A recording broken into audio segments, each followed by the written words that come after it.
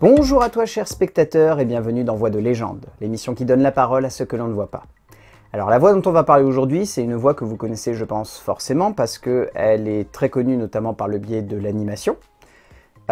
Au-delà de ça, c'est un mec qui a une carrière absolument folle parce que là pour le coup on est encore sur cette bande d'acteurs doubleurs qui en fait ne restent pas en place et en font énormément de trucs. Mine de rien, c'est quelqu'un qui a commencé très jeune puisqu'il faut citer une de ses premières apparitions cinématographiques dans Hibernatus avec Louis de Funès. Donc là pour le coup on est vraiment sur un mec qui a quand même fait pas mal de trucs. Après il a fait aussi pas mal de séries télé, il a fait aussi énormément de théâtre. C'est quand même assez impressionnant, il a joué notamment avec Jacques Brel. Voilà, je ne cite ça comme ça. Il s'agit de Bernard Allan. Alors Bernard Allan, je pense que cette voix, vous la connaissez forcément. Alors, si vous êtes adepte des VF du début des années 2000, vous le connaissez peut-être pour étant la voix française de Stanley Tucci.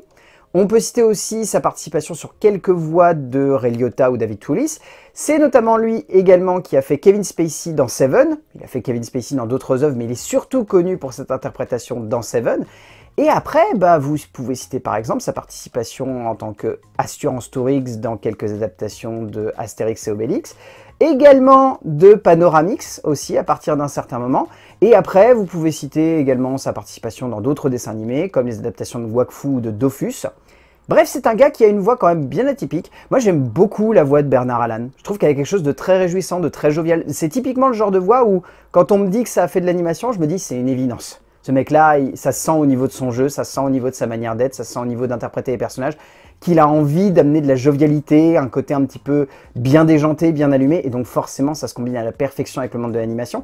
Et il rejoint cette bande de doubleurs qui sont assez fascinés par cet univers-là, parce que mine de rien, de plus en plus aujourd'hui, et je pense que la génération de Bernard Allan, même si lui il fait plus partie de vraiment les premiers à avoir fait ça, il fait vraiment partie de la même génération que ces doubleurs qui sont nés dans les années 60, 70, avec Emmanuel Curtil, avec Christophe Lemoine, des gens comme ça, qui d'un seul coup se sont dit c'est cool de doubler des acteurs, mais doubler de l'animation, ça a quelque chose de vraiment particulier et ça amène surtout l'opportunité en tant que doubleur de proposer des voix qui soient assez détonnantes ou en tout cas surprenantes. Et je pense que c'est ça qui fait notamment que Bernard Allan, sa voix, elle a quelque chose de très cartoonesque, de très déjanté. Et même quand il interprète des acteurs, il arrive quand même à amener quelque chose d'assez surprenant. Moi, c'est vrai que sur le coup, j'ai pas tiqué en fait que c'était lui qui avait fait la voix de Kevin Spacey dans Seven.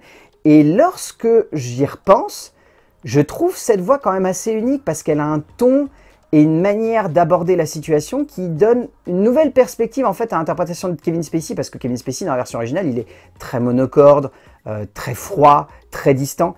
Et Bernard Allan a réussi à amener une distance qui je trouve a quelque chose de presque décalé, d'amusant, qui donne vraiment une nouvelle perspective au personnage. Et forcément, j'adore l'idée que lui, ça soit le doubleur officiel de Stanley Tucci, parce que dans le genre, si vous connaissez un petit peu Stanley Tucci en dehors des plateaux de cinéma, c'est un mec qui a une personnalité très exubérante, très déjantée, c'est quelqu'un de très allumé, de très jovial. Il me fait beaucoup penser à Hugh Jackman sur pas mal de points, notamment dans l'aspect voir la vie comme une comédie musicale. Je trouve qu'il y a beaucoup de liens à faire entre Tucci et Jackman, mais il a réussi à capter ça. Et je trouve que dans son interprétation de Stanley Tucci, ça se ressent notamment à la perfection. Parce que c'est vrai qu'après, si vous regardez les autres acteurs qu'il a doublés, c'est vraiment de manière très sporadique. Ou sinon, c'est beaucoup de travail dans le monde de l'animation et du doublage de films d'animation. Mais en tant que doubleur d'acteurs, c'est vraiment dans Stanley Tucci, je pense, que Bernard Allan a vraiment réussi à faire quelque chose d'unique, d'atypique, de fort, d'impactant. Et c'est peut-être là-dedans, finalement, qu'il a réussi à pleinement s'épanouir, au-delà des planches de théâtre et des plateaux de cinéma, où il a quand même une carrière d'acteur assez hallucinante. Je vous invite à regarder de plus près si vous voulez. Mais voilà, rien que pour ça, Bernard Allan, c'est clairement une voix de légende. Et dans le genre, grosse voix de légende, et dans le monde de l'animation, on n'est même plus sur de la légende, on est encore sur le cran au-dessus. Je vous dis à la semaine prochaine pour découvrir un nouveau doubleur, mais surtout découvrir son impact sur la pop culture.